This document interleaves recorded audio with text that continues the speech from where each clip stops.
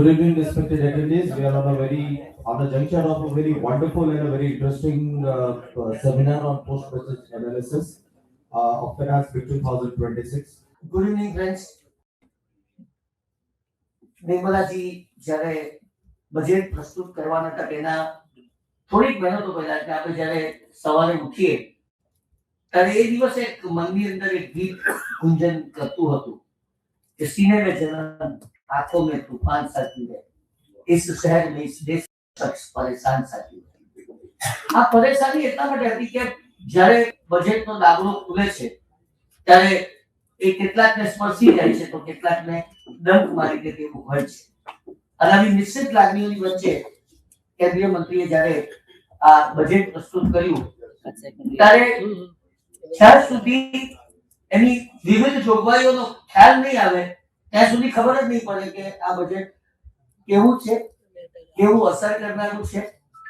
મીડિયાના મિત્રો તરત જ ગરમ ભજીયાની માફક અમારા રિએક્શન્સ માગે અને અમને જે કંઈક સમજ પડે તેના ઉપરથી પ્રતિભાવ આપીએ કે આ બજેટ આવું છે, આ બજેટ પ્રોત્સાહજનક છે. એની ઘણી વખત નક્કી જોઈ કે અમારે આ જ કહેવાનું કે આ બજેટ ઉદ્યોગને પ્રોત્સાહજનક બજેટ છે. પછી ખબર પડે કે પ્રોવિઝન આવે પછી એમાંથી પ્રોત્સાહન કેટલું અને એમાંથી બાદબાકી કેટલી વસ્તુની કરવાની. પણ આ નિત્યક્રમ છે. પણ પછી જેમ જેમ જોગવાઈઓનો ખ્યાલ આવતો જાય તેમ તેમ એની ગંભીરતાનો ખ્યાલ પણ આપણને આવે. તેવી જ રીતે સાંજ સુધીની અંદર તો ઘણા બધા એના પૃષ્ઠો ખુલતા જાય અને તેમાંથી વાતની સરળતા અથવા તો એની માર્મિકતાનો સમજ આવે. આવા કેન્દ્રીય અંદાજપત્રને વિશ્લેષણ કરવા માટે દર વર્ષે કેટલાય વર્ષોનો ઇતિહાસ છે તે મને યાદ નથી, કદાચ મુકેશભાઈને યાદ હશે. એટલે માટે આપણે મુકેશભાઈને બોલાવતા હોઈએ છીએ કારણ કે મુકેશભાઈ એક એવી ઓથોરિટી છે કે જેમની પડાપડી બોલાવવા માટે થતી હોય છે. કોવિડ વખતે પણ અમે ઓનલાઈન કરીને પણ એમનો કાર્યક્રમ ચૂક્યા નહોતા, પણ એમની વિદ્વત્તા, એમની આ વિષય પરની પકડ, એમની સમજ અને એમની કોઠાસૂઝ, સ્પષ્ટ વાત કરવાની એમની નીતિ એ એમને ખૂબ સારા આ બજેટના વિશ્લેષક તરીકે સમગ્ર ગુજરાતમાં અને સમગ્ર દેશની અંદર અંકિત કર્યા છે. એમનો ક્રમ નક્કી જ હોય. મારા જેવા ઉત્સાહી મિત્રો 2-3 મહિના પહેલા જ ફોન કરીને કે સાહેબ તારીખ નક્કી કરી દો. આપણે માની લીધેલું હતું કે પહેલી જ પ્રસ્તુત થશે અને ત્રીજી જ કાર્યક્રમ હશે સાહેબનો. પછી ખબર પડી કે પહેલી તો રવિવાર છે એટલે એમને સાહેબની સાથે નક્કી કર્યું કે પહેલી તારીખે રવિવારે બજેટ પ્રસ્તુત થાય તો ત્રીજીનો કાર્યક્રમ અને બીજી તારીખે પ્રસ્તુત થાય તો ચોથીનો કાર્યક્રમ. એમાં કઈ ફરક પડવો જોઈએ નહીં. અને મુકેશભાઈ પણ એટલા સરળ અને આ ચેમ્બર સાથે એટલી લાગણીથી વર્તે કે આ બિલકુલ તમારી વાત સાચી છે કે પહેલી હોય તો ત્રીજી અને બીજી હોય તો ચોથી. આમ આ ક્રમ પહેલેથી નક્કી થતો હોય છે. મુકેશભાઈ પટેલના પરિચય તો મિત્રો આપશે, પણ એમ ચોક્કસ કહી શકું કે જીવનની અંદર 5 વસ્તુ ઈશ્વર દત્ત હોય છે. એમાંની પહેલી ઈશ્વર દત્ત વસ્તુ હોય છે તો તે સરસ્વતી, જે ભગવાન બધાને આપતી હોતી નથી, બહુ ચુનંદા લોકોને આપતી હોય છે. જીવનમાં ઈશ્વર દત્ત બીજી વસ્તુ છે તે લક્ષ્મી, તે પણ ભગવાન બધાને આપતી હોય તેથી બહુ ચુનંદા લોકોને આપે કે જેથી એ લક્ષ્મીનો સદુપયોગ થાય, સમાજના ઉત્કૃષ્ટની અંદર એક લક્ષ્મી વપરાય વેચાય. એવું જીવનમાં ત્રીજી ઈશ્વર દત્ત વસ્તુ છે અને તે છે હેલ્થ, આરોગ્ય. એ પણ ભગવાન બધાને આપતી હોતી નથી. કૌશિકભાઈ મારા જૂના મિત્ર છે, હંમેશા જૂના અમે લોકો લિયો ક્લબમાં હતા ત્યારે આ વાતો શેર કરતા હતા કે હજુ તો ઉંમર થઈ નથી, હજુ થશે, ઘર પણ આવશે ત્યારે આપણે નિવૃત્ત થઈશું, પછી જાત્રા જઈશું. પણ પછી જીવનનો મનમાં સમજાયો કે રિટાયર થયા પછી પગ પણ ચાલવા જોઈએ ને, કે જાત્રામાં ઉપર પાલિતાણાના 2800 પગથિયા કેવી રીતે ચડી શકાય. ત્યાંથી નક્કી કર્યું કે ના, જીવનમાં જે કંઈ કપ મળે જાત્રાની લઈ ગઈ. એવી જીવનમાં ચોથી વસ્તુ ઈશ્વર દત્ત હોય તે છે નેમ અને પ્રેમ, જે પણ ભગવાન બધાને આપતી હોતી નથી. હું હંમેશા માસ્ટર ઓફ સેરેમની, અત્યાર સુધી હવે મારી પદ બદલાઈને હું પ્રમુખ બન્યો છું, પણ જ્યારે જ્યારે હું સેક્રેટરી હતો, ઉપપ્રમુખ હતો, ગ્રુપ ચેરમેન હતો, ત્યારે થાય એવું કે ખૂબ બધું કામ કેટલાક વ્યક્તિઓ એક કાર્યક્રમને સફળ બનાવવા માટે સવારથી કરતા હોય, એમાં કેટલા બધા લોકોનો સાથ અને સહકાર હોય. પણ સાંજના છેડે જે વ્યક્તિ એમઓસી કરે, માસ્ટર ઓફ સેરેમની, સભાનું સંચાલન કરે, આખા ગામને એમ જ લાગે કે આ ભાઈ બધું કરે છે, એને કહેવાય નેમ અને પ્રેમ. અને પાંચમી ઈશ્વર દત્ત વસ્તુ છે તે સત્તા, પાવર. અને એ સત્તા અને પાવર પણ ભગવાન બધાને આપતી હોતી નથી. એ બહુ ઓછા લોકોને આપે છે. અત્યારના વર્તમાન રાજકારણના સંદર્ભમાં આ વાતો નથી કરતો, હું એક સામાન્ય રીતની વાત કરતો હોઉં છું.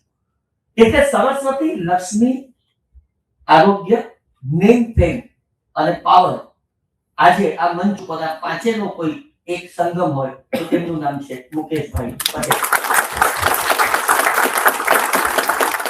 A huge round of applause for our very, very respected Mukesh Bhai Patel. This is his 40th anniversary.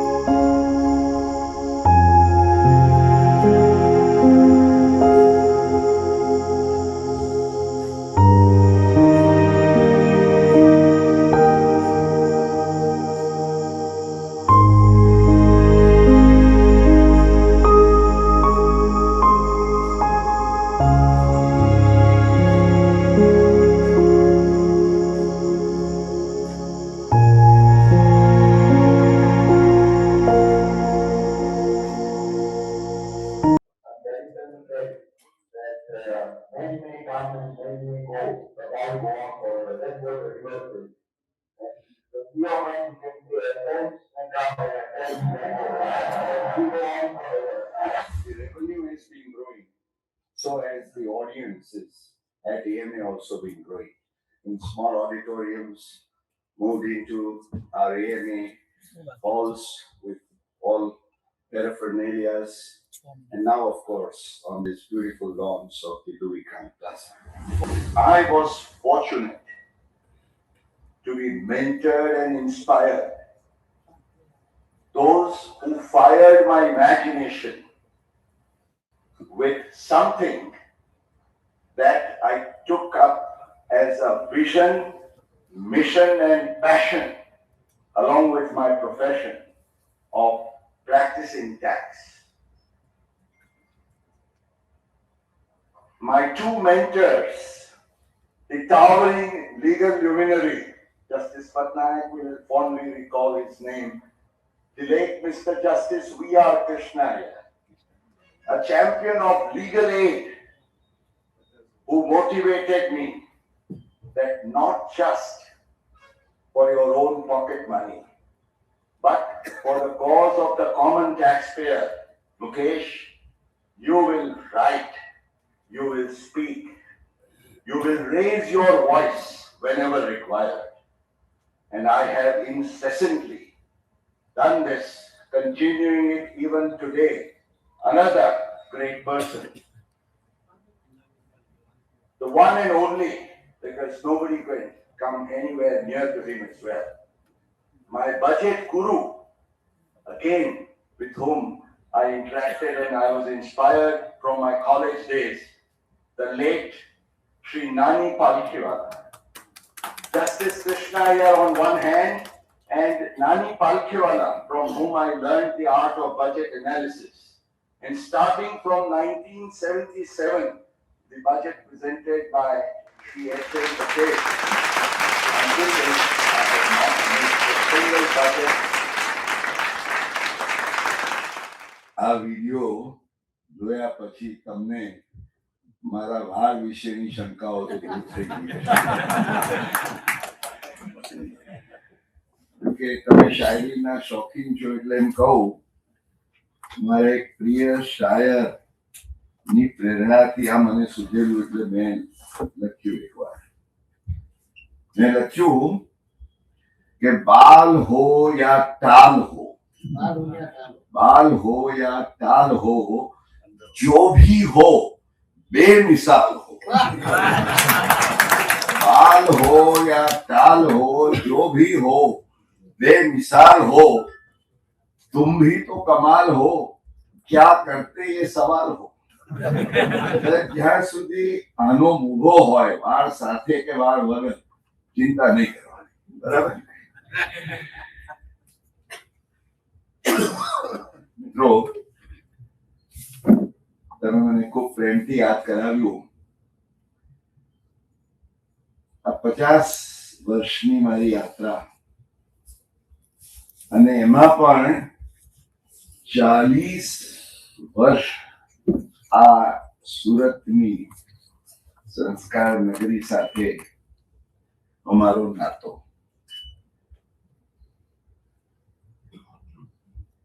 It's fantastic. It's nostalgic. નિખિલભાઈને પણ અનેક સ્વાંગમાં જોયા છે. એમણે કહ્યું એમ એક જમાનામાં સેક્રેટરી જનરલ ટાઈપના અવતારથી એલિવેટિંગ હિમસેલ્ફ પ્રમુખ તરીકે. મારા મિત્રો અમરનાથજી આજે 99-2000 અમે એ અહીં સુરત ખાતે SGCCI ના પ્રમુખ, ગુજરાત ચેમ્બરનો પ્રમુખ, લગભગ બધા જ મોટા ભાગના અહીંના પ્રમુખો સાથેનો એટલો બધો નાતો. પ્રમુખો કેટલા મિત્રો ગુમાવ્યા પણ ખરા, આઈજીથી માંડીને બીજા. Sorry, but I have not mention. Bharatbhai હમણાં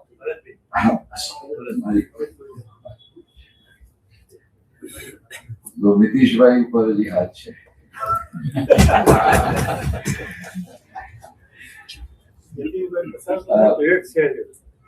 મિત્રો, સુરત ખાતે આવું ત્યારે બહુ જ શાંતિથી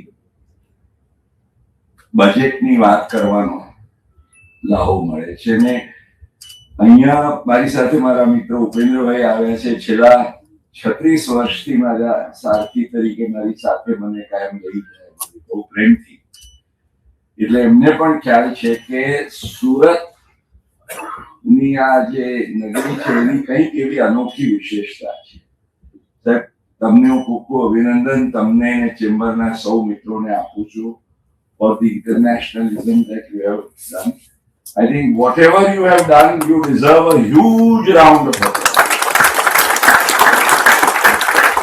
In fact, હું વિજયભાઈને કહેતો હતો, એમણે મને પેલી કોફી ટેબલ બુક આપી ત્યારે મેં કહ્યું કે ઇન અ વે સુરત એ અમારા ગુજરાત ચેમ્બરનો, સાઉથ ગુજરાત એ ગુજરાત ચેમ્બરનો મોટો ભાઈ છે. કારણ કે અમે 76 વર્ષ ઉજવી રહ્યા છીએ.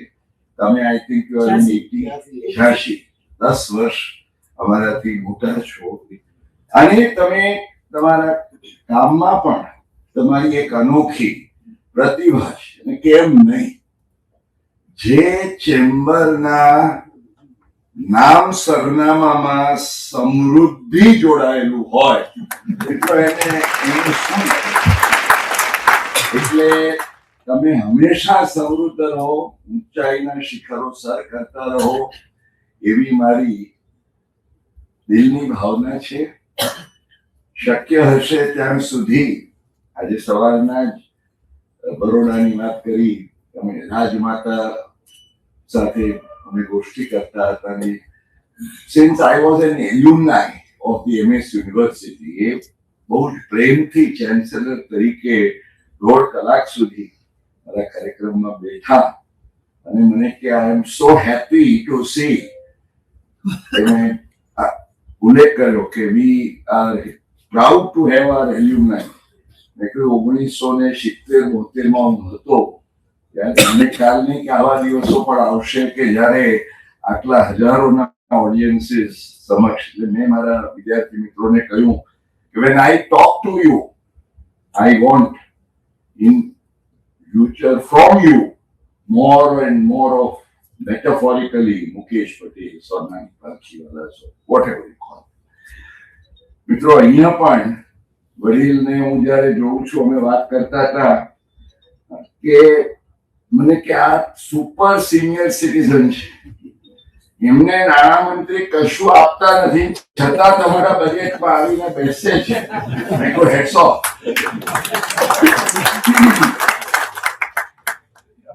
એટલે let me start.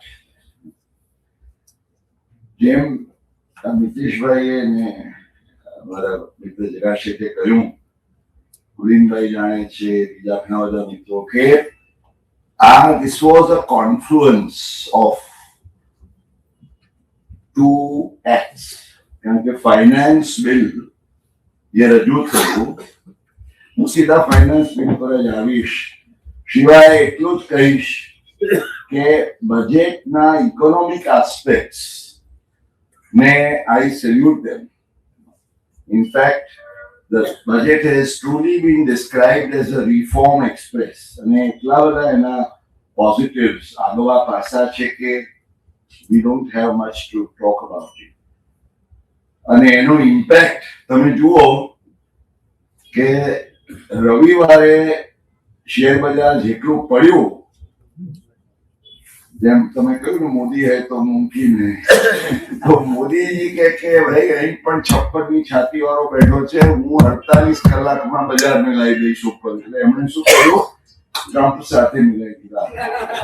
Or rather I would say ટ્રમ્પે એમની સાથે હાથ મિલાવ્યા.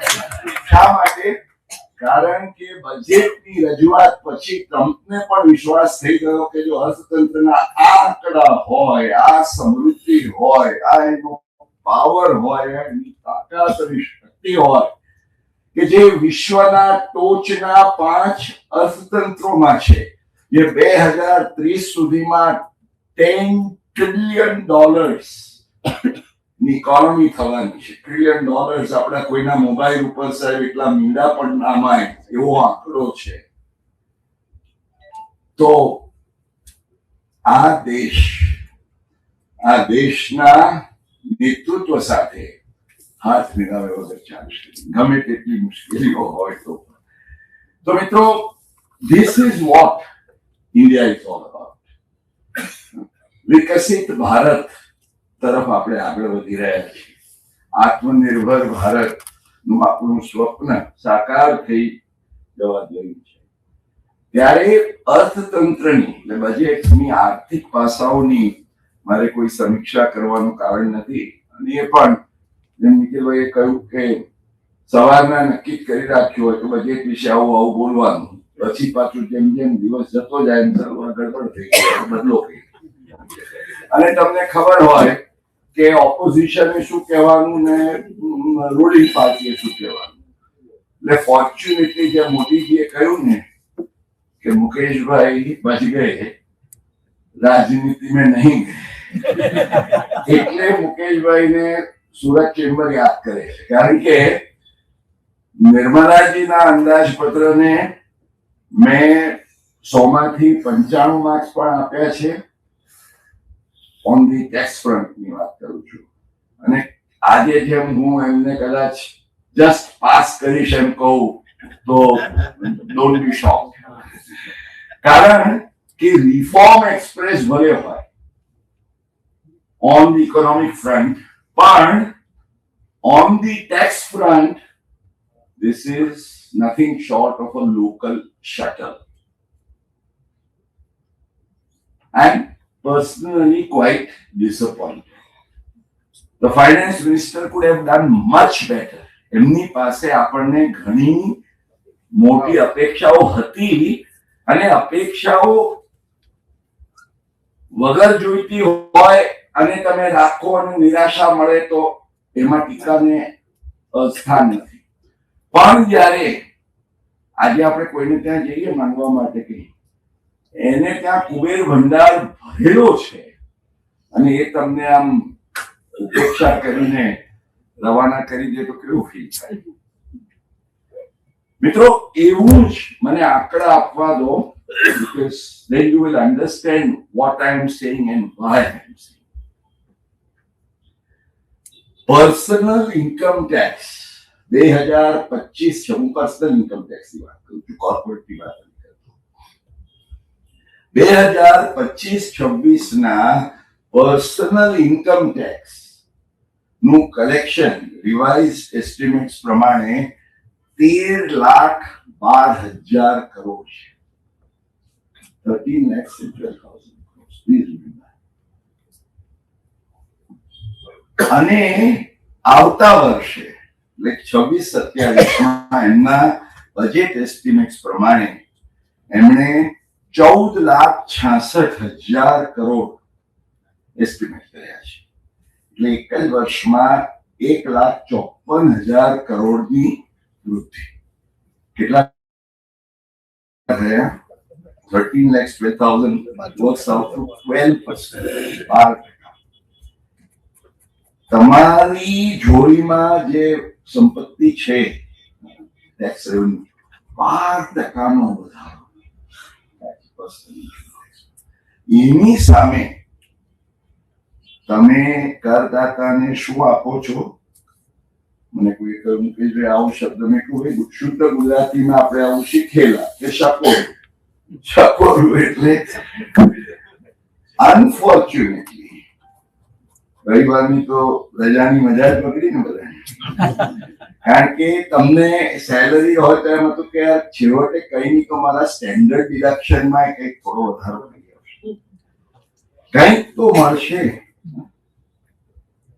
હજી ગયા વર્ષની ગુગળીના આઘાતમાંથી આપણે બહાર નથી આવ્યા. હું આજ બરાબર જો યાદ હોય તો 2025માં બોલ્યો હતો કે ઘણી વાર તમે ફટાક દઈને એમ કહી દો, સટાક દઈને માની લો કે 12 લાખ સુધી ઝીરો ટેક્સ, ત્યારે ભાઈ એમાં ફૂગડી સાથેની આ લીટી છે વાંચો. કારણ કે વડીલ છે 12 લાખમાં તમારા 1,000 રૂપિયા પણ જો આઈપીઓ નો કંઈક શોર્ટ ટર્મ નો ગેઇન હોય તો 200 રૂપિયાનો ટેક્સ ભરવો તમારા માટે અનિવાર્ય છે. કેમ? મોસ્ટ ઇલોજિકલ પણ કહી દીધું કે ભાઈ કેપિટલ ગેઇન હોય તો ભૂલી જજો રિબેટ. એટલે તમે એમ કહેવા માંગો છો, અથવા તો પેલા અધિકારીઓ એટલા હોશિયાર હતા એમણે ગણતરી કરી હતી કે આપણે આટલા જ રૂપિયા કાઢવા પડે એટલે ગણી કાઢો કે કેપિટલ ગેઇન વગરના 12 લાખથી ઓછા કેટલા રિટર્ન છે, અને એમણે કહ્યું કે આપણે આટલાને જ રિલીફ આપવાની છે. પણ જાહેરાત મોટી થઈ ગઈ, બાકી તો 4 લાખ ઉપરનો ટેક્સ છે. Of course, we welcome the tax rates and structures, there is no questions. પણ આ ઓપ્ટિકલ ઇલ્યુઝન્સ કેમ? ગૂગલીઝ ને રહેવા દો ને ક્રિકેટના મેદાનમાં છે.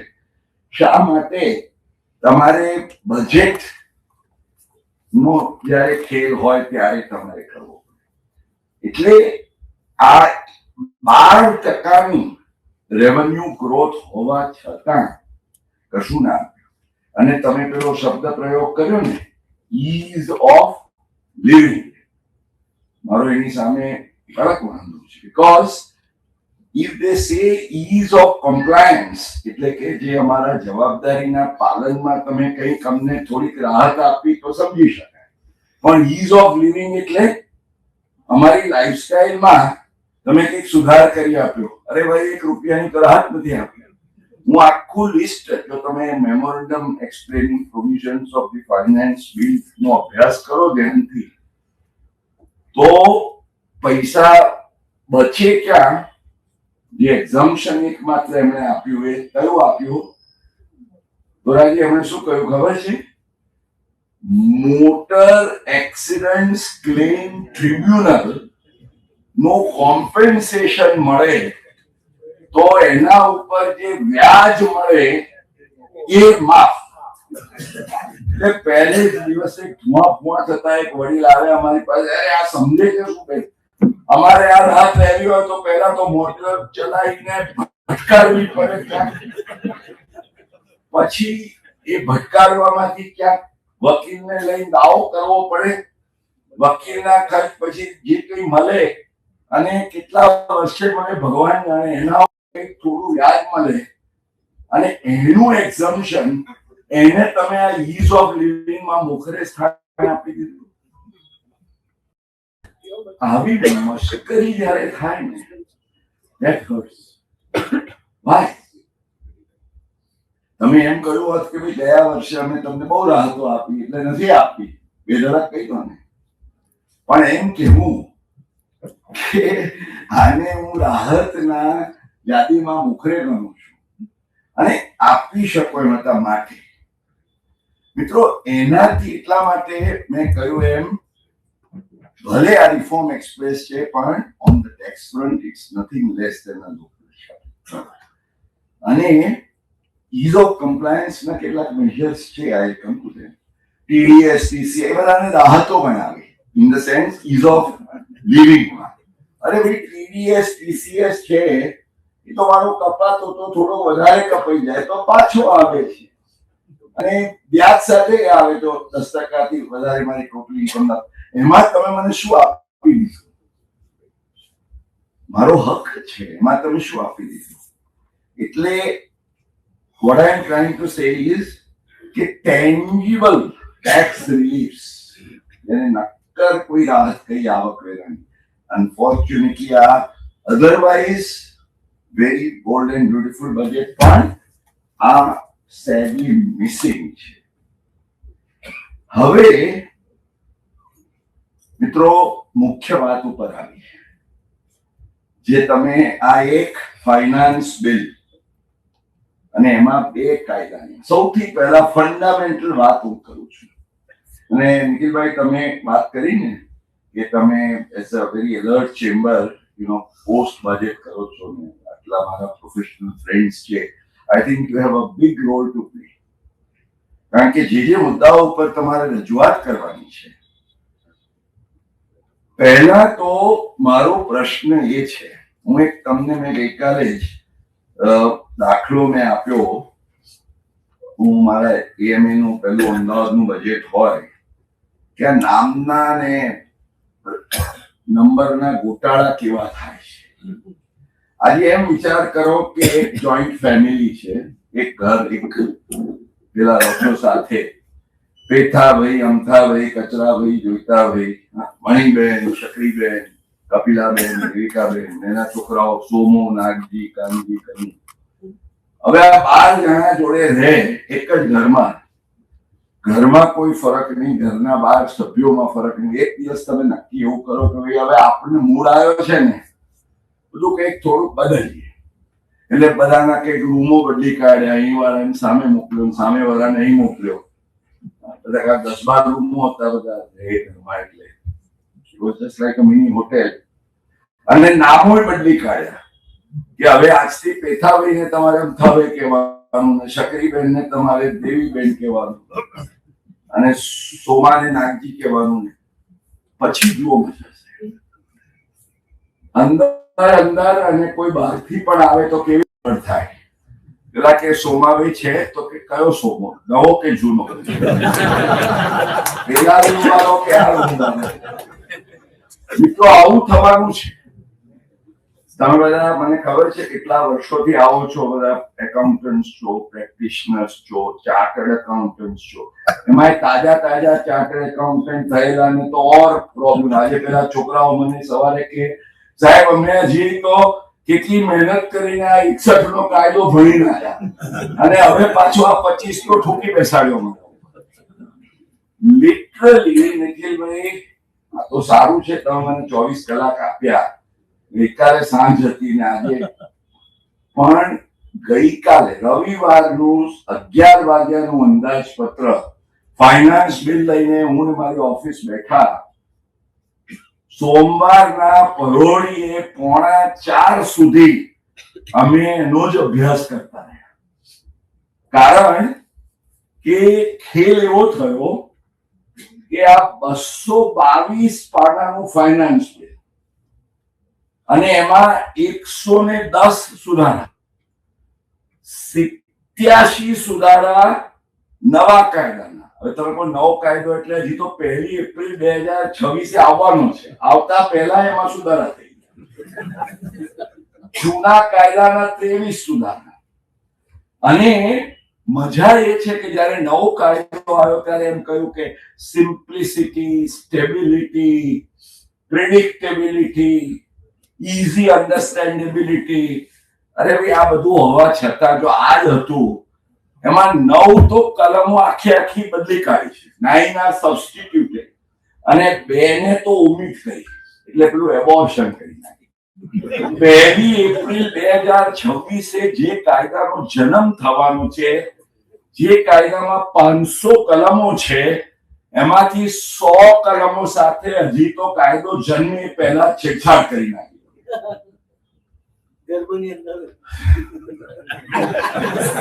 સાહેબ હવે તમે બોલાવો છો,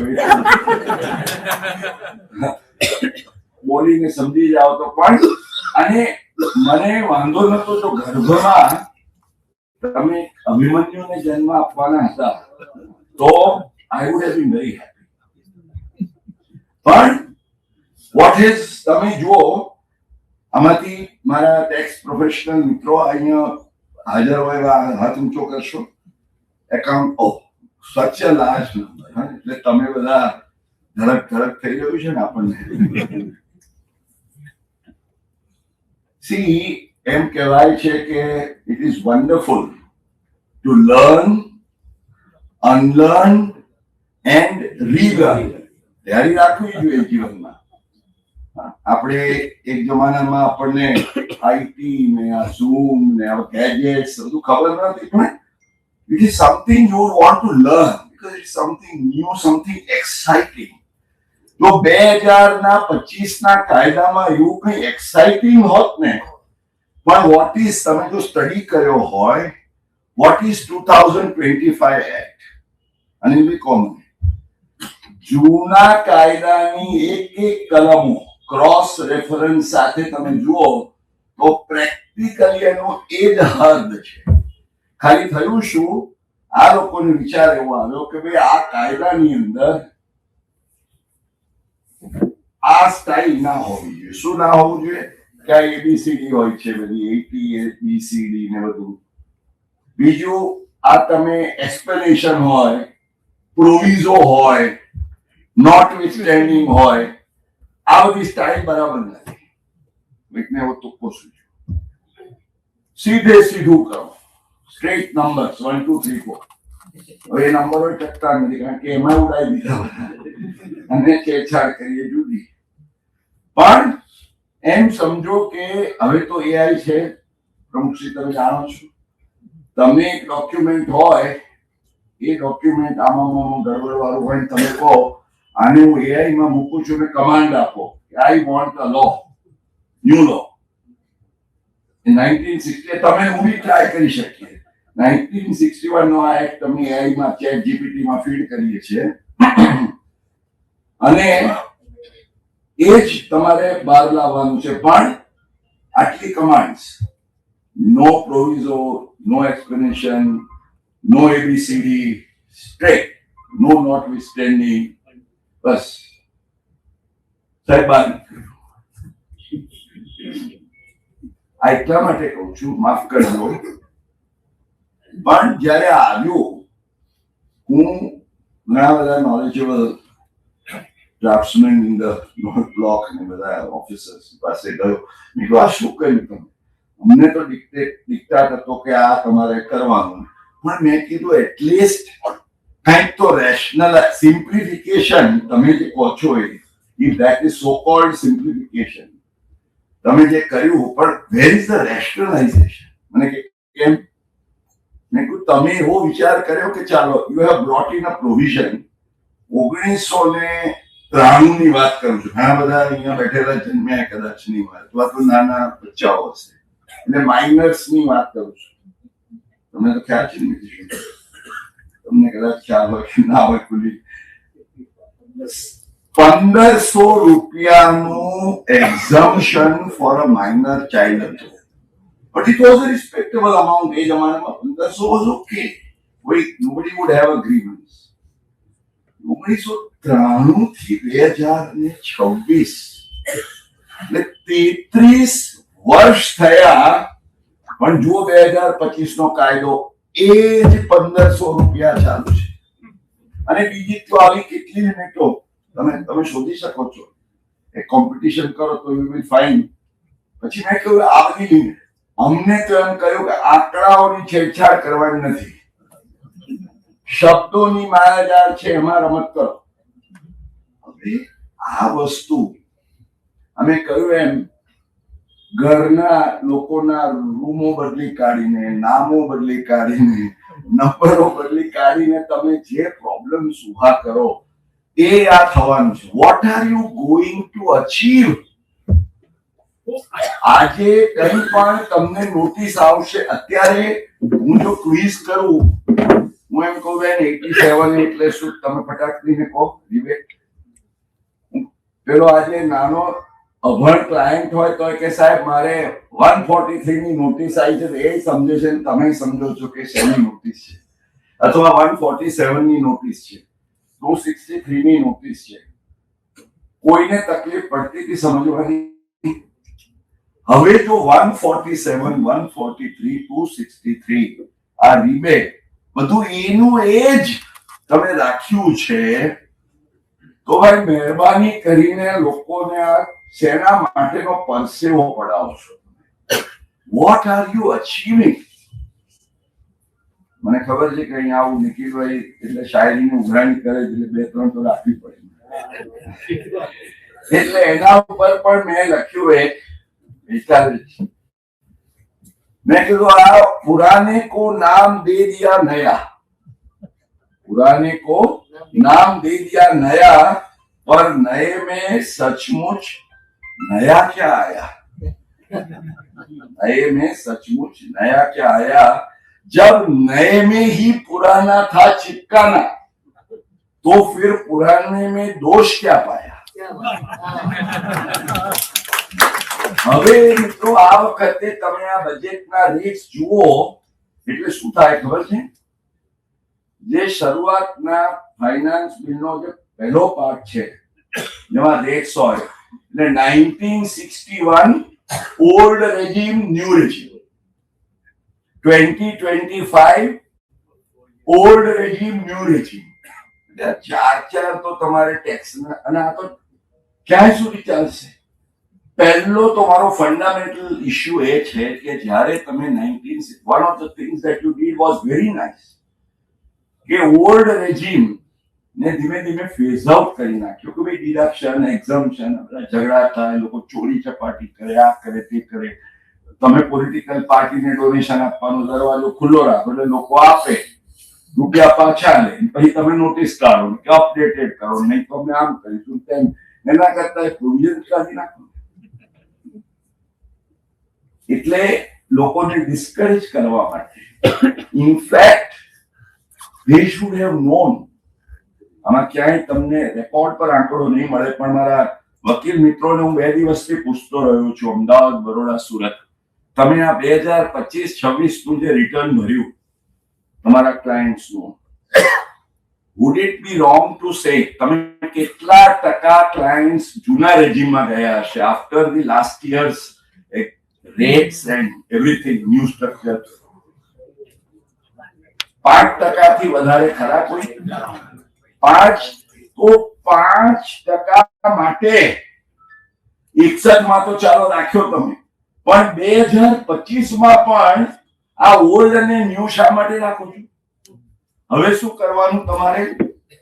Are you talking of the old or the old new, or the new in the old and the old in the new? આમાંથી જ તમે બહાર નહીં આવો. મિત્રો શા માટે? Why? Even in the new act, we would have said very clearly that we don't want the old regime. કારણ કે હવે કોઈ એનો લાભ લેવાનું નથી, તો જે કાયદો તમે સિમ્પલ બનાવીને રાખવા માંગો છો એને મેં કહ્યું એ પ્રમાણે તમે આ સિમ્પ્લિફિકેશનની જે વાત કરી, is it a myth or a reality? હજી જો if you don't make it an ego issue, it is time for you to think કે અમારે આ લોકોને વગર જોઈતું ચક્કી પીસવાનો ધંધો કરવા માટે, કારણ કે અધરવાઇઝ સાહેબ આ બધા ટેક્સ પ્રોફેશનલ્સની લાઇબ્રેરી નો ટાઈમ થોડો વખત સાચવી રાખવું પડશે, જૂનું નવું ના તે, પણ એ પછી બધું એક પસ્તી વાળા નવા મિલિયોનેર થશે, કારણ કે પસ્તી આખા ઇન્ડિયામાં. For what? So my fundamental question that I want to raise, apart from other things, is do we really need the 2025 Act as it has been introduced? અને એ પણ હજી એક્ટ તો હતો એટલે તમે કહી દીધું, મેડમે કહી દીધું, કેમ? કારણ કે they must have been told by the bureaucrats and everybody. પણ રૂલ્સ ફોર્મ્સ, નોટિફિકેશન્સ, સ્કીમ્સ, અને એ પણ ગડબડ સરબડ વગર સીધું ચાલે એવું આ 2 મહિનાની અંદર 1 એપ્રિલથી તો નવો કાયદો આવશે. Will you be able to do it? અને કરશો તો તમારા લોકો ને અમારા લોકોને સમજીને એનું પાલન કરવા માટે પછી તમે જો ગયા વર્ષે ખાલી ITR ની એ લોકોએ સ્કીમા બદલી હતી, એમાં કેટલા મહિનાઓ કાઢી નાખ્યા. And what are we expecting? What do we want to achieve? So this is a very fundamental question, and that is why I have been saying that Income Tax Act 2025 is nothing but a new bottle with the old wine. For God's sake, old content in the new law, if it mere change in language doesn't take us in. અને એમાં પણ mindset અને approach જો એનો ફરક નહીં થાય તો simplification કરતા there will be more of. So with this background, let me come straight to the important provisions of the finance bill.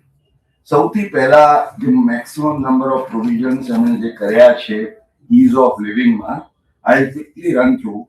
મિત્રો મેં MACT ની વાત કરી. બીજું એમણે જે પ્રોવિઝન કર્યું છે ઇટ ઇઝ વેલકમ, પણ એનાથી ease of living કોનું એ વિચારવું પડે.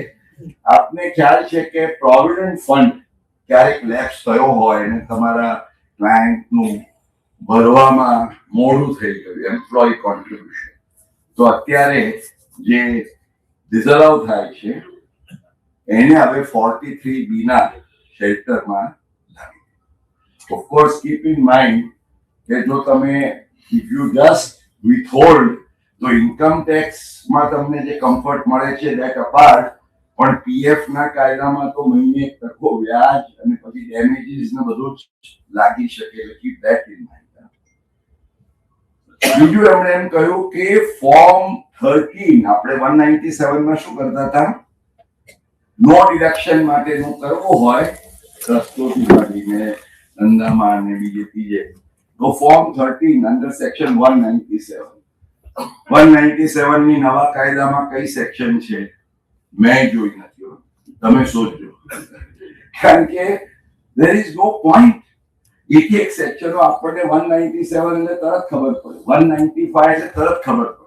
હવે આપણે કોઈ પણ તમારી પાસે, મને તો ડર એ છે કે આપણે લોકોને ક્લાયન્ટ્સને એમ થશે કે હવે અમારા ચાર્ટર્ડ એકાઉન્ટન્ટો નું બિલ વધી ગયું. કેમ? કારણ કે પેલો CA કહે છે સાહેબ તું મારી પાસે પૈસા લઈને આવ્યો છું, પણ પહેલા મારે એને જૂનામાંથી નવામાં ટ્રાન્સલેટ કરીને સમજીને પછી જવાબ આપવાનો છે, એટલે ફી વધારે થશે. પેલું 5 મિનિટમાં નીતિશભાઈ જવાબ આપી દેતા હતા, જગ્યા છે કે આપતા હતા, કુલીનભાઈ આપતા હતા, અનિલભાઈ આપતા હતા.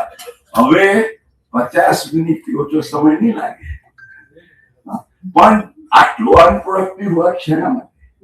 એનીવે, એમાં પણ ધ ઇન્ટરેસ્ટિંગ થિંગ ઇઝ કે એમણે એમ કહ્યું કે we R opening a new window, કે ઓફિસર પાસે તો તમે જઈ શકો છો, પણ પ્રિસ્ક્રાઇબ્ડ ઓથોરિટી એઝ મે બી, એટલે હવે જ્યાં જ્યાં પ્રિસ્ક્રાઇબ્ડ હોય આપણે રાહ જોવાની, હવે શું થાય છે, પ્રિસ્ક્રાઇબ્ડ ક્યારે આવશે, શું થશે, અને એનાથી તમે શું કરી શકશો અચીવ, આઈ ડોન્ટ નો. મિત્રો TDS, TCS, I come to those rationalization provisions. બાકી તો ક્લેરિફિકેશન કર્યું એમણે પેલું જે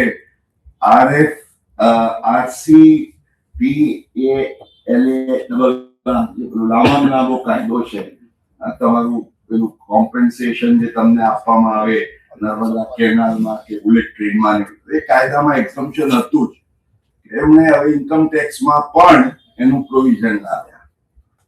Return of income, I'll explain and I'll take some time. Updated return. So these are some of the important provisions. So let me come straight after to make rates માં તો જૂના નવાને ખાલી અભ્યાસ કર્યા સિવાય there is nothing else. Ease of living માં I have virtually taken you through almost all the provisions.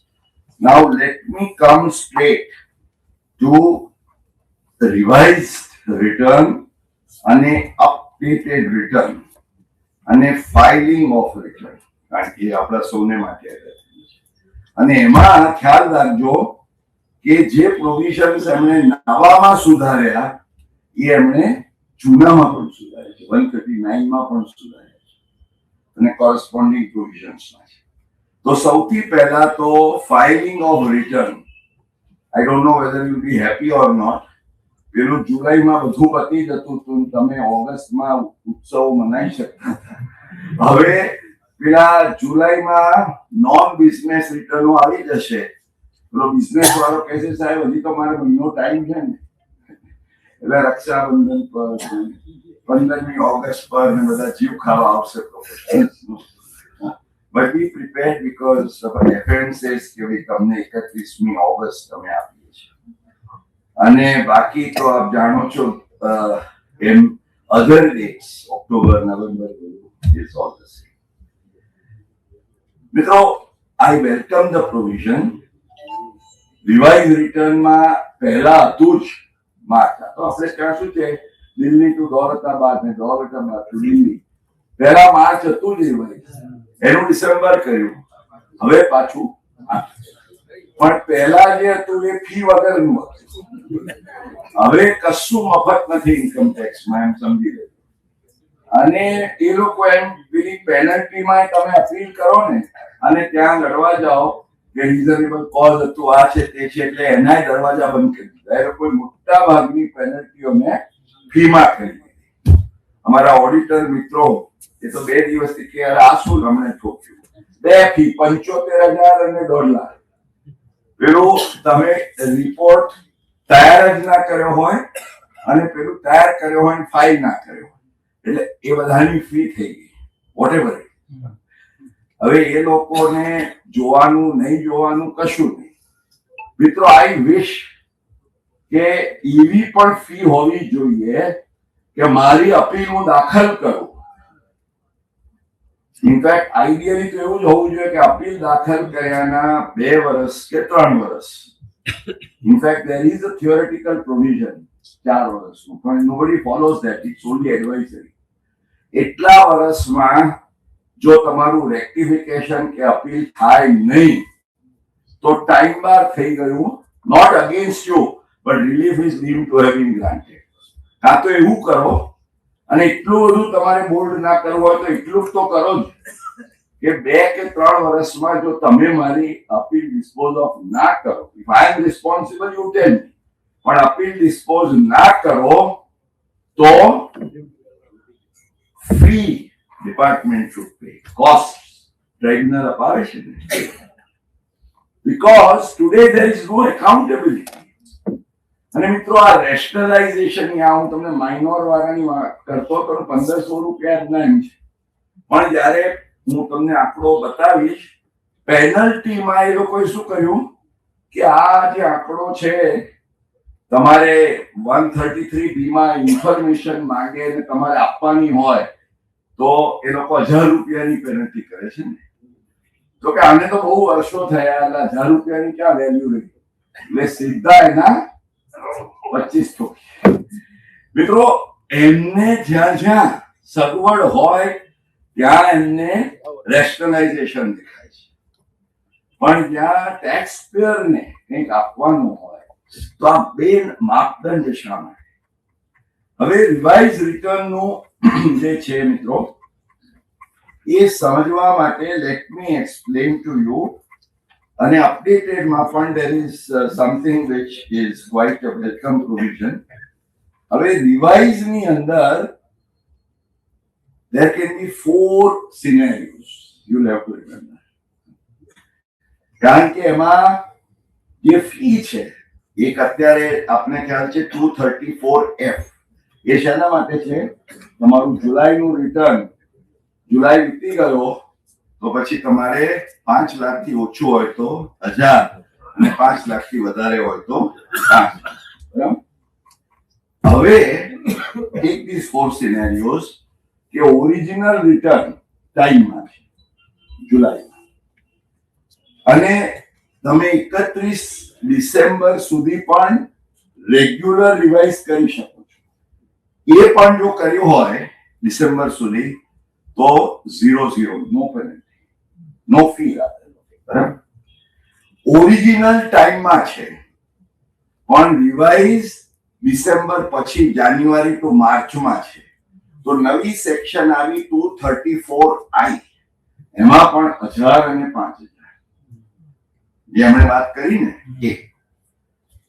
ત્રીજો scenario એ છે કે તમે રિટર્ન મોડું ભર્યું, એટલે 234F ના 1000 કે 5000 ભર્યા અને રિવાઇઝ ડિસેમ્બર પહેલા કરો છો તો 234I નહીં લાગે, એક જ વાત. પણ રિટર્ન પણ મોડું ભર્યું ને રિવાઇઝ પણ જાન્યુઆરી ટુ માર્ચ વચ્ચે કર્યું તો તમને ડબલ ડેટર 234F અને 234I, એટલે 5,000 બે વાર પણ ચાંદલો થઈ શકે. હવે મિત્રો, આ તો 1961 એક્ટમાં તો એ લોકોએ બે અલગ સેક્શનો કરી, એફ હતી એટલે આઈ કરી, પણ 25 ના એક્ટમાં એક જ સેક્શનમાં એ લોકોએ એમ લખી શક્યા હોત કે ભાઈ જો બિલેટેડ રિટર્ન હોય અને it is bin revise after this તો અમે 5 ને બદલે 10 લઈશું. પણ આપણે પેલું એ લોકોને પણ પેલી ન્યૂટનની બિલાડી વાળી વાત યાદ આવે ને, એટલે શું કર્યું, નાની બિલાડીનું નાનું કાણું ને મોટી બિલાડીનું મોટું કાણું. અરે પણ મોટામાંથી પણ નાનું તો જાય ને. પણ ઇન ધ ન્યૂ એક્ટ એ અલગ એ લોકોએ સેક્શન.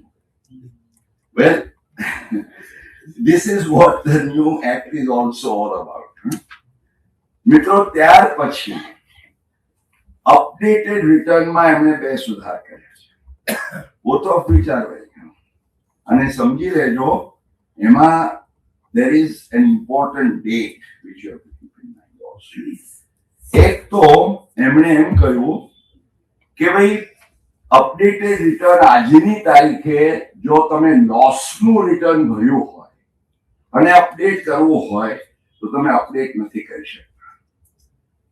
હવે એ લોકો એમ કહ્યું કે લોસનું રિટર્ન હોય તો અપડેટ થઈ શકે, સબ્જેક્ટ ટુ કે તમે એ રિટર્નમાં તમારો લોસ ઘટાડો. So there is some indirect gain to the revenue, which is a welcome thing. Loss ઘટાડીને પણ અપડેટેડ રિટર્ન ભરવાનો આજે પ્રિવિલેજ. અને another good thing is, મિત્રો યાદ રાખજો કે 1961 એક્ટ અધરવાઇઝ 31/3/26 પછી એનું બેસણું આવી જાય છે, એક્સેપ્ટ ફોર ધ પ્રોવિઝન્સ કે જ્યાં કન્ટિન્યુઇંગ હોય એ અલગ. એટલે એમણે શું કર્યું કે આ વખતે જેટલા પણ પ્રોવિઝન્સ 1961 એક્ટને લગતા હતા એ બધા એમણે એમ કહ્યું ઇફેક્ટિવ ફ્રોમ 1st March 26. એટલે એનો અર્થ એમ થયો, this is my interpretation and I think it is logical, કે માર્ચ મહિનામાં, અને ઘણું ખરું એકવાર બિલ પાસ થઈ જાય એટલે it becomes the act also, finance act.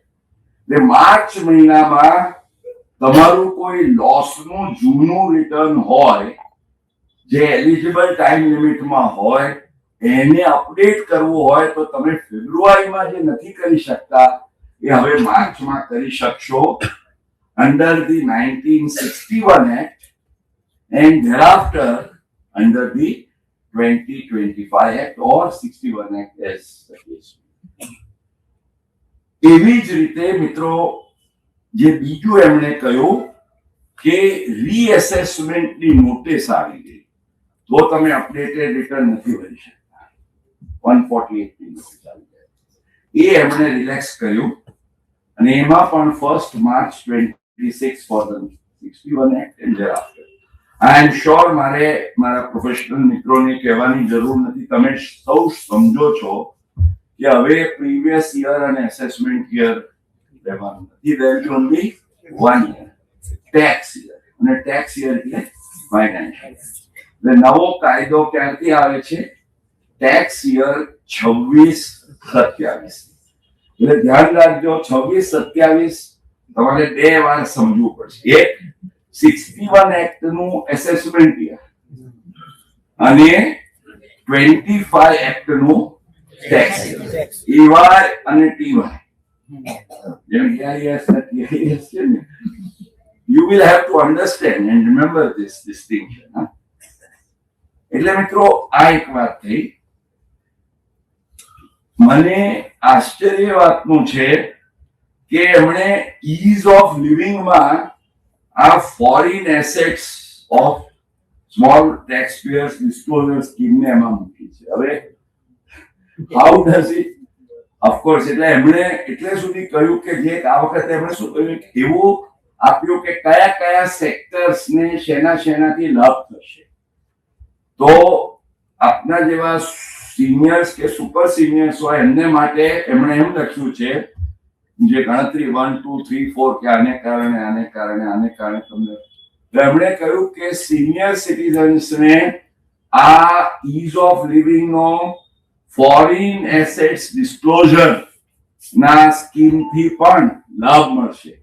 બિચારા સિનિયર સિટીઝનને એની જોડે શું લેવા દેવા? પણ એમ કે ભાઈ જો તમને પણ મનની ચિંતા ના રહે. This is what they have tried to do.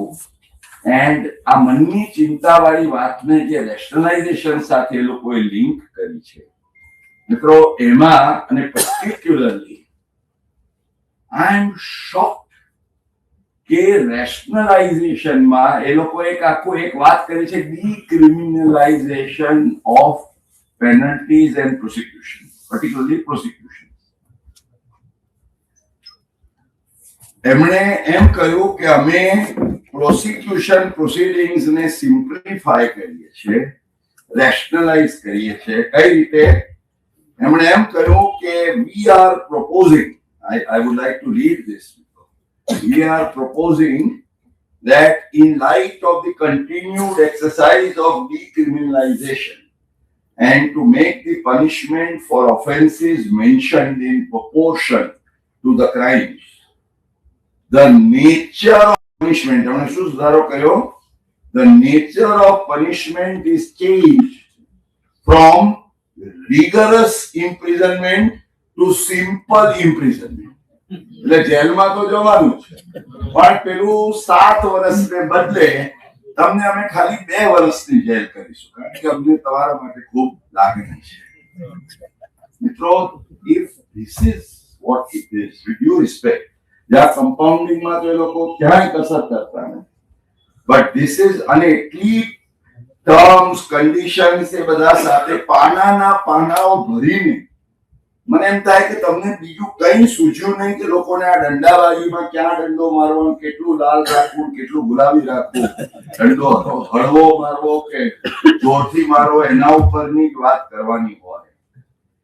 એનાથી વધારે what is I think most disturbing, and I would request the chamber to take it up, is તમે એમ કહો છો, apart from the fact કે તમે પેનલ્ટીઝ ને ફીઝ માં convert કરી નાખ્યું છે, અને આ 75,000 ને 1.5 લાખ તો I think is going to be really harsh for chartered accountants and professionals also.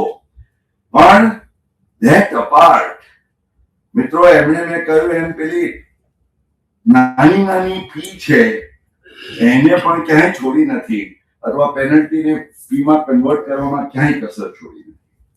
But that apart, I think the most obnoxious provision under this finance bill is કે તમારા કેસમાં અમે કોઈ એડિશન કરીએ તો એસેસમેન્ટ ઓર્ડરની સાથે જ તમને પેનલ્ટીનો પણ ઓર્ડર પધરાઈ દેવાનો.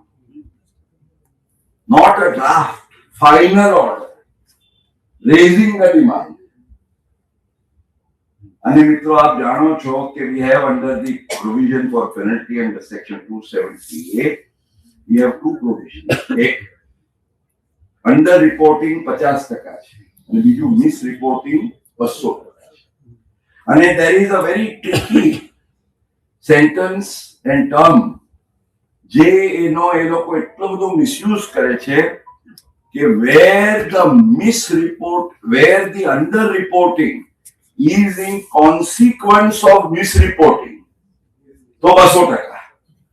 એટલે નાનકડી એવી પણ જ્યાં પેનલ્ટી હોય, મિત્રો, I have not in the last શરૂમાં એ લોકો કરતા હતા ને, એમાં તમે ઇમ્યુનિટીમાં જઈ શકતા, અને કદાચ તમે એમ માનો કે આ મિસરિપોર્ટિંગની યાદીમાં નથી આવતું, તો let me apply for a penalty weber. તો 270 માં જાઓ તો પેલા રિજેક્ટ કરીને એમ કે this we will not grant because this is under reporting in consequence of misreporting. એટલે 200% ઉપર જ એમની નજર થઈ છે. They don't want to understand or read the language, and the same language continues here. There is no logical improvement. હવે તમે વિચાર કરો મિત્રો કે તમારા કેસમાં 1 કરોડનું એડિશન કરી દીધું, 30%એ 30 લાખ રૂપિયાની ડિમાન્ડ કાઢી દીધી, એના ઉપર આ 200%ની એટલે બીજી 60 લાખ રૂપિયાની પેનલ્ટી ઠોકી દીધી, એટલે કરોડ રૂપિયાના એડિશન સામે 90 લાખ રૂપિયાની ડિમાન્ડ વત્તા પેલા વ્યાજ on the amount of tax કાઢ્યું. It can easily touch crore સામે કરોડ થઈ જાય, અને પછી તમારા ઉપર મોટી કૃપા કરી હોય એમ ફાઇનાન્સ મિનિસ્ટર એમની સ્પીચમાં કહે છે, it's not anywhere in the bill, કારણ કે તો ઇન્સ્ટ્રક્શન્સ છે કે ભાઈ અત્યાર સુધી અમે તમારી પાસે 20% લેતા હતા, હવે અમે ખાલી 10%. પણ પેલા 30 લાખના 20% તમે લેતા હતા 6 લાખ, હવે તમે 90 લાખના 10% લેશો તો એ દોઢા થશે. અને શેની માટે? અને what is actually shocking, you know, I think this is most unacceptable. I want to read this phrase. એ એમ કહે છે કે આ અમે શા માટે લાવીએ છીએ, એનું શું કારણ આપે છે કે એમ કહે છે કે in order to ensure કે આ જે એડિશન્સ ને બધું છે, appellate proceedings વગેરે બધા લંબાય છે, આ છે તે છે, ચાલો એ તો ઠીક છે, પણ further taxpayer remains in uncertainty regarding the status of imposition of penalty as the appellate proceedings may stretch to multiple years. એટલે તમને ચિંતા થયા કરે કે મને પેનલ્ટી થશે કે નહીં થાય, તો લે આજે ઠોકી દીધી, જા તમને કાલે મારી નાખવાના છે તો પછી આજે જ મારી નાખીએ તો શું ફરક પડે છે? મિત્રો, the explanation that you are giving is atrocious. આ તમે જંગલ રાજ કરો છો. અને માની લો કે આમાં પછી એ લોકો ઇમ્યુનિટી માટેના પ્રોવિઝન્સ લાવે છે, એમાં catch 22 આવે. જસ્ટ ઇમેજિન, ઇમ્યુનિટીમાં એક તો there is no penalty only if you are under 270 AA under reporting, પણ એ તો તમારો એક કેસ અંડર રિપોર્ટિંગ નો ગણતા જ નથી. એ તો એમ જ કહેવા માંગે છે કે ભાઈ 50%ની સીધા 200%માં આવો. હવે 200%માં આવો એટલે તમારા ડિમાન્ડની સાથે 30% સામે બીજા 60% ઉમેરી દેવાના. તમને એટલું જ કહ્યું કે અમે 220 નું વ્યાજ આટલા પેનલ્ટી વાળા ઉપર નહીં લઈએ. એમાં શું મોટી વાત કરી તમે? એઝ ઇટ ઇઝ તમે મારી અપીલો ક્યારે ડિસાઈડ કરો છો? અને catch 22 શું છે કે જો તમારે ઇમ્યુનિટીમાં જવાનું હોય, મિત્રો પ્લીઝ અન્ડરસ્ટેન્ડ, ઇમ્યુનિટીમાં જવાનું હોય તો એના માટે એ લોકોએ જે પ્રોવિઝન્સ કર્યા છે, પ્લીઝ અન્ડરસ્ટેન્ડ, શું ભરવાનું? 30% વત્તા બીજા 100% ઓફ ધ ટેક્સ, એટલે બીજા 30%, એટલે 60% તમે ભરો તો જ તમને ઇમ્યુનિટી આપીશું. અને ધ સેકન્ડ કન્ડિશન ઇઝ અપીલમાં. એટલે મિત્રો આજે 90% માટે હું લડ્યા કરું અને મારે લડવું ના હોય, અને એમ કે તમને અમે પેલી સાદી જેલ નહીં કરીએ ને આવી જેલ નહીં કરીએ ને એ બધી જેલોની બીક બતાડે, એના માટે એ બધામાં ના પડવું હોય તો તમે 60%. What is the meaning? એટલે ઇમ્યુનિટી પણ આજે કોઈને લેવી હોય તો વિચાર કરવો પડશે. I think in no system, I was told કે because I don't practice, GST માં આવું છે કે એડિશન ની જોડે પેનલ્ટી ઠોકી દેવાની. I don't know if anybody is practicing. અને એ હોય તો આપણે એની સામે લડવું જોઈએ. પણ this is too much. અને તમે એમ કહો કે આમાં અમને અપીલમાં બહુ સમય, અરે ભાઈ અપીલમાં આજે હું દરેક જગ્યાએ અમદાવાદ, વડોદરા, સુરત પૂછતો રહ્યો છું. What is the average waiting period in appeals before CIT appeals? અત્યારે 5 વર્ષ ગુજરાત હાઈકોર્ટમાં જ્યારે હમણાં PIL થઈ ત્યારે એમણે એમ કહ્યું કે એવરેજ 6 વર્ષની અપીલો. અને you know what is the pending number of appeals the department gave in its affidavit last year in the PIL file for Gujarat High Court? 6 lakh appealo, 6 lakhs. And CIT appeals for Gujarat High Court said that with the manpower of CIT appeals that you have, how many years will you take? અને માટે ગુજરાત હાઈકોર્ટે એટલે સુધી કહ્યું કે ભાઈ અમે તમને અનકન્ડિશનલ સ્ટે આપવા માંગીએ છીએ. પણ મિત્રો, if we do not find a solution to this, our dispute resolution is going to crash the system. અહીં સુરતમાં, અમદાવાદમાં, રાજકોટમાં ટ્રિબ્યુનલમાં તમે અપીલ ફાઇલ કરો ને કેટલા દિવસમાં? 15, 20, 25 દિવસમાં નીકળે છે, મહિનો કદાચ, because there are no pendencies there. ટ્રિબ્યુનલના પ્રેસિડેન્ટ સાથે હું તો મને કે Mr. Patel, we may need to think of closing certain benches because there is no work that we can do. Or the work that comes to us, CPC માંથી આવે તો એનું કોઈ કારણ ના હોય. CIT અપીલ શું ડિસાઇડ કરે? CIT અપીલો એમને બે ઠોક નહીં પણ કરે. ટ્રિબ્યુનલમાં જાય એટલે ટ્રિબ્યુનલ બી અકળાય, ટ્રિબ્યુનલ કોસ્ટ સાથે એને પાછું મોકલી જાઓ પાછા ડિસ્પોઝલમાં. હવે આ સિસ્ટમને મિત્રો we are talking of, અને એમાં પણ we are talking of a new legislation. What is, in my opinion, I have a huge fear that the whole system can possibly crash down.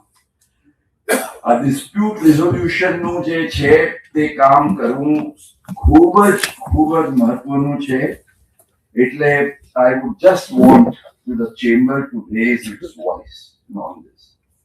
બાકી બધા જે કેટલાક નાના provisions છે, I've already talked about my views on the old and the new regime. We should say that old regime should be scrapped under the new act, without any reservation. Make it simple, make it clear.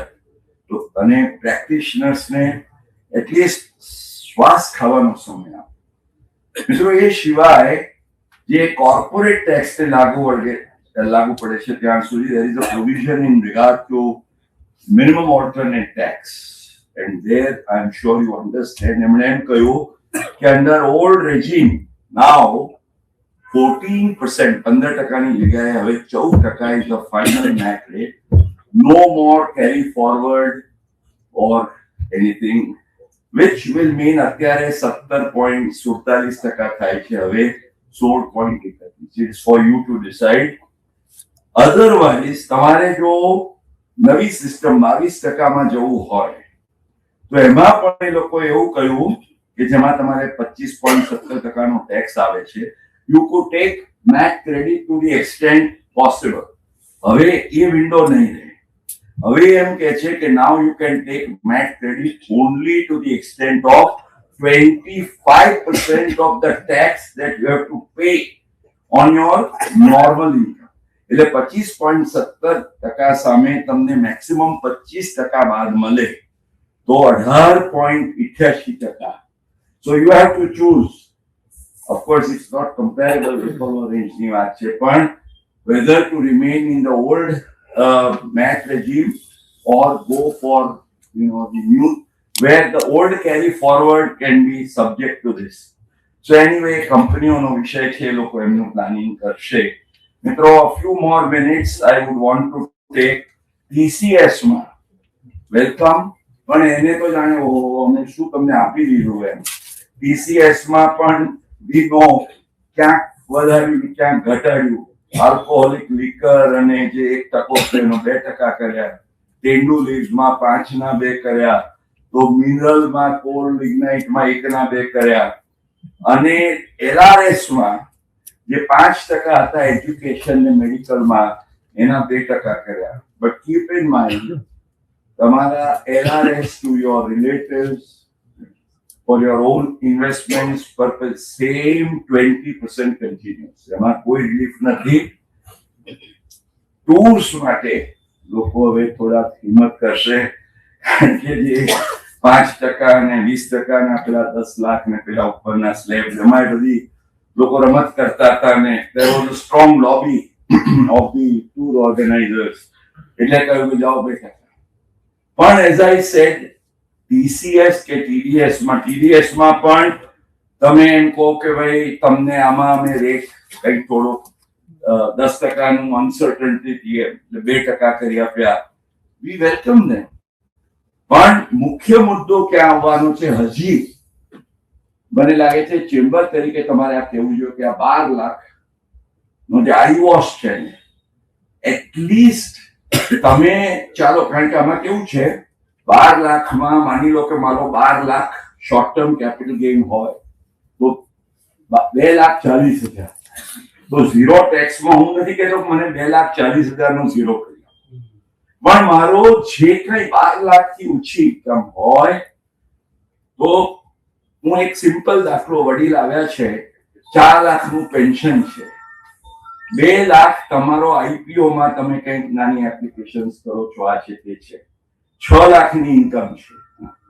It's just half the limit of 12 lakhs. હવે આની અંદર 4 લાખ તમારું pension exam છે, 2 લાખ તમારા capital gain ઉપર 20% 40,000 ભરવાનો. 1 પણ રૂપિયો રિબેટ ના મળે. એમની મૂંઝવણ શું થાય કે મારે જયારે પેલું ફોર્મ 15H આપવાનું છે, હું આપું આજે, સારું કર્યું છે કે હવે તમારું ડિવિડન્ડ કે હોય તો એને માટે ડિપોઝિટરી ડીમેટમાં આપી દો, તો બધી કંપનીઓમાં નહીં મોકલવાનું. It's a welcome provision. પણ આપતા પહેલા વડીલ વિચારે કે યાર મને કદાચ ફેબ્રુઆરી કે માર્ચમાં માર્કેટમાં કંઈક થોડું આવ્યું ઓપોર્ચ્યુનિટી ને હું 10,000 નું પણ કેપિટલ ગેઇન કરીશ તો મારે ટેક્સ પેએબલ થશે. 15H કે છે only if your tax payable is 0 you can give. અને પાછું નીચે કુદરી મારીને લખે છે if you make a wrong declaration you are liable to prosecution. પછી તમને કહેશે કે પ્રોસિક્યુશનમાં અમે તમને સિમ્પલ ઇમ્પ્રિઝનમેન્ટ કરીશું, પેલું રિગરસ નહીં કરી. વાય? મિત્રો, I tell you these are all eye washes. We need to say કે what is, અચ્છા તમે જો આની મજા ક્યાં છે, એ એમણે એમ કહ્યું કે ફ્યુચર્સ એન્ડ ઓપ્શન્સ પર અમે એસટીટી એટલા વધારીએ છીએ કે લોકો આ સટ્ટો ના કરે, શેરનું ટ્રેડિંગ ના કરે. શેરનું ટ્રેડિંગ ને સટ્ટો કરો, ફ્યુચર એન્ડ ઓપ્શન કરો, it is business income. નિખિલભાઈ 12 lakh રૂપિયાનું ફ્યુચર ઓપ્શન છે, 0 ટેક્સ. Just imagine. પેલો કે હું એસટીટી ભરીશ. લોકો in fact those who are engaging in capital gains, એ લોકો હવે એમની ઇન્કમ બિઝનેસ તરીકે બતાવે છે. કેમ? કે મારો ટેક્સ બચે. Why do you want this? See, if you can give rebate for business income, salary, other sources, capital gain to the extent of the maximum rebate allowable, it defies logic. In fact, ગયા વર્ષે હું બોલ્યો હતો કે amendment એ લોકોએ prospective કર્યું, પણ એટલે મેં કહ્યું કે ભાઈ આગલા વર્ષનું તમે જે રિટર્ન ભરો અથવા પેલું રિવાઇઝ કરો, બોમ્બે હાઈકોર્ટે કહ્યું કે યુ કેન ડુ ઇટ. બધાએ કર્યું સર, એક ઇન્ટિમેશનમાં ઊંધું કરી નાખ્યું. હવે તમારા એક થોડાક હજાર રૂપિયા માટે તમારે અપીલમાં જવાનું ને CPC સાથે લડવાનું ને, it is such a pain. Why do you want to make the life of taxpayers miserable? મિત્રો, I have my very strong views on this. અને સૌથી વધારે, I think if there is a second point the chamber needs to take up very strongly. 2014 Arun Jaitley ji, when he took over as the finance minister, he stood up in the parliament and he says, my government firmly believes that there will be no retrospective amendments as far as taxation is concerned. And એક પણ amendment retrospective આવ્યું નથી આ 10 વર્ષમાં. I don't know, madam ને ખબર છે કે નહીં, એમની આંખમાં ધૂળ નાખીને એક નહીં, બે નહીં, ત્રણ નહીં, ચાર મુદ્દા ઉપર they have done retrospective amendments. અને let me take you through that. એ લોકોએ retrospective પણ from what dates? આજે હેક્ઝાવેર 148 માં બોમ્બે હાઈકોર્ટ ને બધી કેટલી બધી સુપ્રીમ કોર્ટ સમક્ષ પડેલું. અત્યારે there are more than 1,000 appeals. Supreme court की ऐसी की तैसी. सुप्रीम कोर्ट डिसाइड करे हमारा राह नहीं जोई. What they have done is they have amended. And what is the explanation they are giving for retrospective? कहीं कहूँ तो पड़े ना retrospective माटे. એટલે એ લોકો એમ કહે છે Income Tax Act 2025 is coming into force from 1st April 2026. The objective of the new law has been to provide simplicity in language and provisions so as to avoid interpretational issues and prevent litigation. False claims, anyway, I am not going into that. Therefore, there is an urgent need to clarify the position of law in the new income tax. Okay, new income tax act માં કરી શકો છો prospective income. The intention of the legislature also needs to be clearly laid out in the Income Tax Act 1961 so that the intent is uniformly reflected in the two acts. Wow. Tayo padwa. What? It's a shame. It's a shame. તમે retrospectivity ને justify કરવા માટે એમ કહેવા માંગો છો કે 2025 નો કાયદો સુસંગત રહે 1961 ના કાયદા સાથે, માટે અમે જે સુધારા કરીએ છીએ 2009 થી માંડીને 7 2007 2009 2019 2021, and by doing this you are going to this dispute resolution કરવાના છે. કયા મુદ્દા ઉપર કર્યું એમણે? ફર્સ્ટ એન્ડ ફોરમોસ્ટ જે 148 બોમ્બે હાઈકોર્ટના ને મદ્રાસ ઉપરની અપીલો, એને જ્યારથી કાયદો 2021 માં આવ્યો ત્યારથી, અરે ભાઈ તમને 21 માં જો પેટમાં દુખતું હતું અને આ તમે ગડબડ કરી, ભૂલ કરી, તો જે દિવસે એક્ઝામ આવ્યું immediately you could have clarified. 2 વર્ષની અંદર લોકોએ એક્ઝાવેર ઉપર રિલાય કરીને કેટલા બધા ડિસિઝન કર્યા ને કોર્ટોએ પણ આપ્યા. હવે બધામાં પાછું એક જ what is the simplification and rationalization you are achieving? બીજું, assessments આજે કોર્ટે એમ કહ્યું, ઇન્ક્લુડિંગ ગુજરાત હાઈકોર્ટ, કે તમે ઓર્ડર પાસ કરો છો એમાં DIN ડીમ છે જ નહીં, એટલે એ ક્યારે કર્યો ખબર નથી, તમે બેકડેટેડ પણ કર્યો હોય. So we will not bless this order. We say this is to be quashed. હવે લોકો શું કહે છે, અમારામાં ડીમ ના હોય તો એ અમારી ભૂલ થઈ, પણ that mistake is something which comes under 292B. એટલે જ્યારથી ડીન આવ્યું 2019 થી બધા જ કેસીસમાં રિટ્રોસ્પેક્ટ. ત્રીજું, 144C નું કમ્પ્લીશન આ જ્યારે DRP માં ડ્રાફ્ટ અસેસમેન્ટ ઓર્ડર હોય અને કયું હોય એમાં ટાઈમ લિમિટ ઓફ કમ્પ્લીશન એ લોકોએ 90 દિવસનો સમય રાખ્યો. એ લોકો એમ સમજ્યા કે અમે 90 દિવસ એટલે 31 ડિસેમ્બરે કરી નાખીએ તો ચાલે.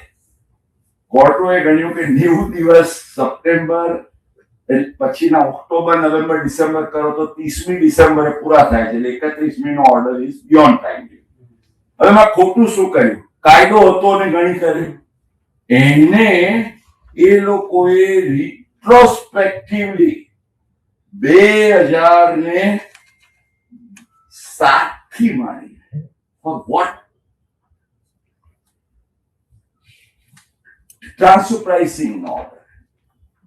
એને 7, 9, 19, 21 તમને મન ફાવે એમ retrospectivity is what you want to do.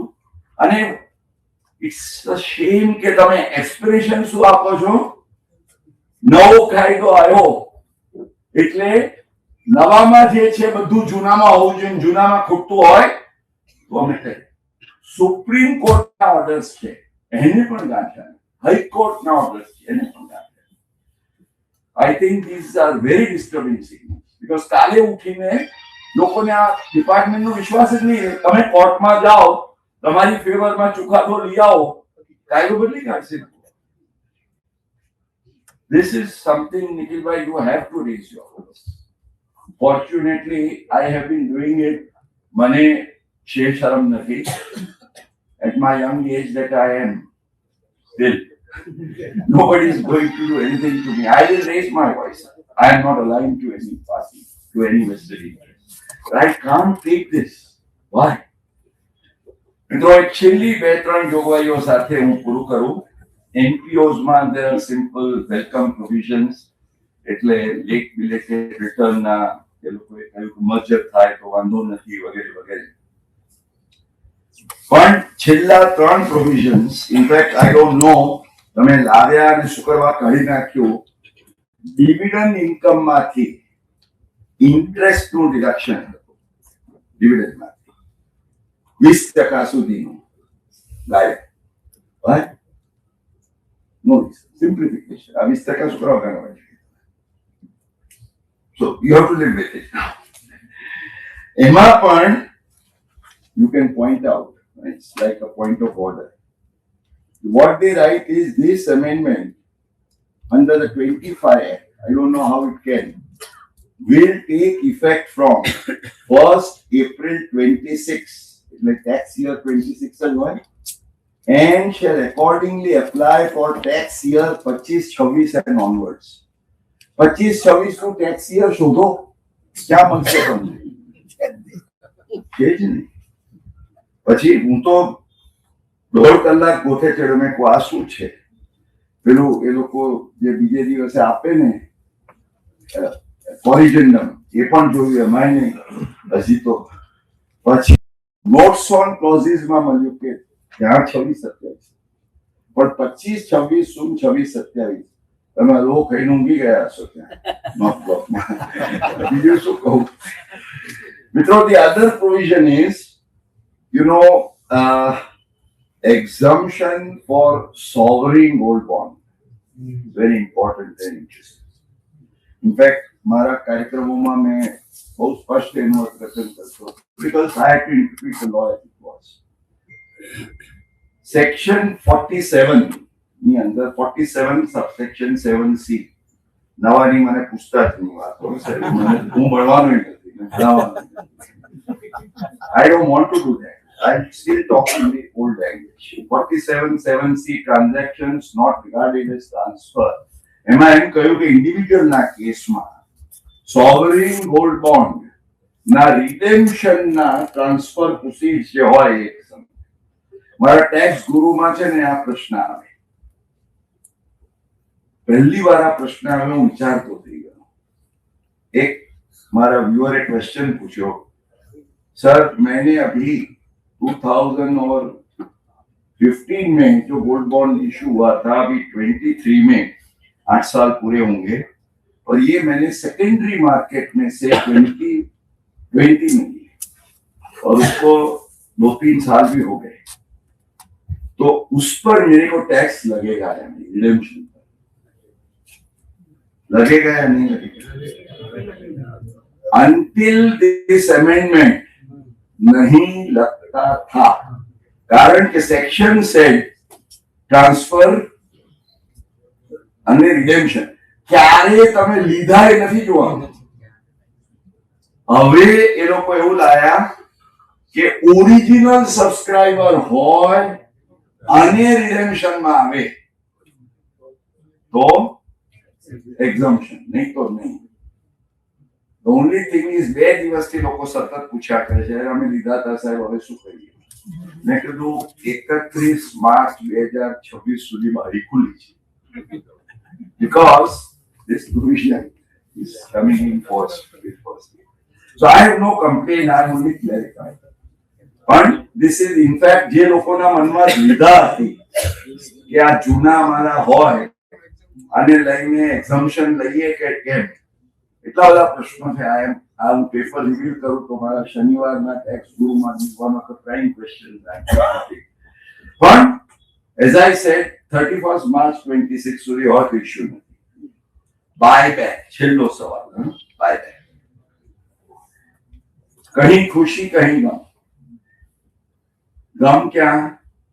જેમને બાયબેક ભલે ડિવિડન્ડ ગણાતું હતું પણ પેલા 12 લાખની અંદર હતું તો એ ડિવિડન્ડ પર 0 ટેક્સ હતો.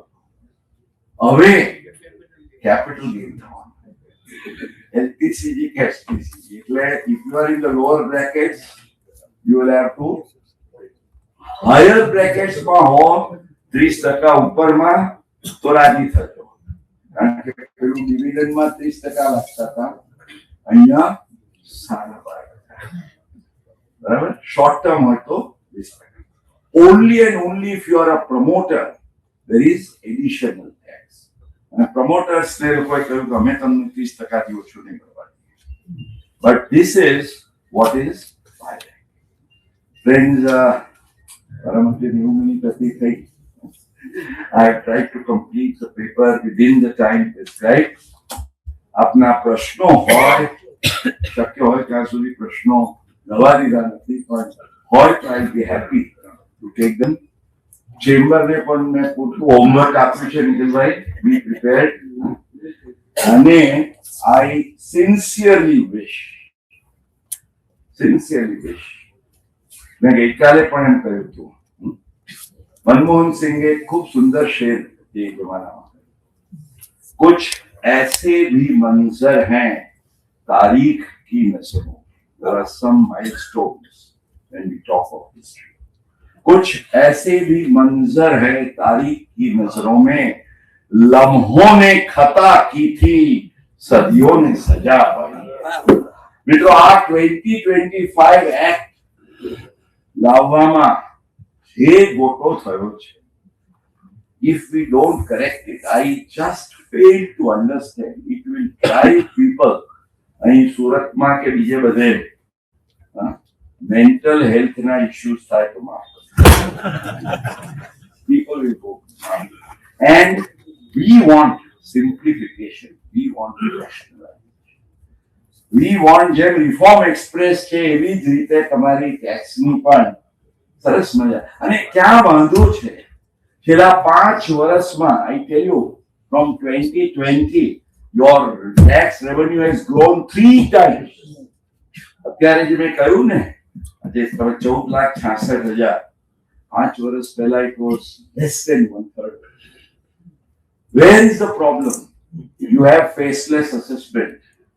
મને સંતોષ છે કે મોદીજીએ મોટામાં મોટી વાત અમારી સાંભળીને 56ની છાતી હતી માટે ફેસલેસ થઈ. બાકી કોઈની તાકાત નથી આ દેશમાં કે કોઈ ફાઇનાન્સ મિનિસ્ટર હજી એગ્રીકલ્ચર ઇન્કમ પર કોઈ ટેક્સ નહીં લાવે. I have all my sympathies for the farmer.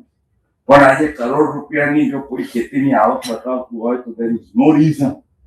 પેલો સેલરી વાળો છે એ 30%નો ટેક્સ ભરે એની મજૂરી ઉપર અને પેલા કરોડ પર. પણ well, it's in its own domain. I don't want to get into that. politics is politics and let's not mix up economics with that. Unfortunately, there are some moments of magic. Faceless assessment is one of them. Faceless appeal reverse. And the bureaucratic lobby said, we will not let it be successful. They literally, this is the inner version, I don't know. They look like Ame. I can dominate. And FM and CBDT also. Away કંઈક થોડાક સરવાળ્યા છે. But for all these years, નહીં તો આ 6 વર્ષનું dispute resolution. Anyway, let's only hope. Thank you. તમારી સમૃદ્ધિ થતી રહે. Taxpayers ની સમૃદ્ધિ થતી રહે. And wish you all the